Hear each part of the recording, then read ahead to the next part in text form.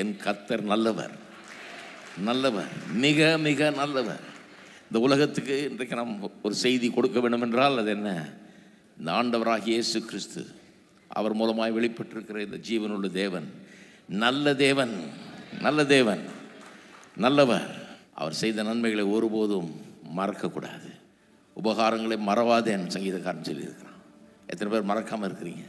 தாயின் வயிற்றில் தோன்ற நாள் முதற்கொண்டு இன்றைய வரைக்கும் நம்மளை காத்திருக்கிறார். ஒவ்வொரு நாளும் கர்த்தருடைய கிருபை நம்மை தாங்கி இருக்கிறது.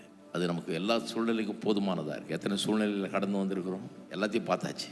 இனி எல்லாம் பார்க்க போகிறோம், அதையும் பார்த்துருவோம். கர்த்தர் நல்லவராய் இருக்கிறார். நம்மளை கைவிட மாட்டார், நம்மளை நடத்துவார். இந்த உலகத்தில் எவரையும் நம்ப முடியாமல் இருக்கலாம், ஆனால் இவரை நம்பலாம், நம்முடைய ஆண்டவரை நம்பலாம். ஆனால் தான் பாருங்கள், கண்டது மேலே நம்பிக்கை வைக்கக்கூடாது, ஆண்டவர் மேலே நம்பிக்கை வைக்கணும். எந்த சிஸ்டம் மேலேயும் நமக்கு நம்பிக்கை இல்லை, அது மேலே இது மேலே, உலகத்தில் எது மேலேயும் நம்பிக்கை இல்லை. அதெல்லாம் இன்றைக்கி இருக்குது, நாளைக்கு வேறு மாதிரி மாறிடுது. கர்த்தர் மாறாதவராக இருக்கிறார். அவருடைய அன்பு மாறாதது, குறையாதது. அவருடைய இரக்கம், அவருடைய தயவு பெரியதாக இருக்கிறது. ஆமென்.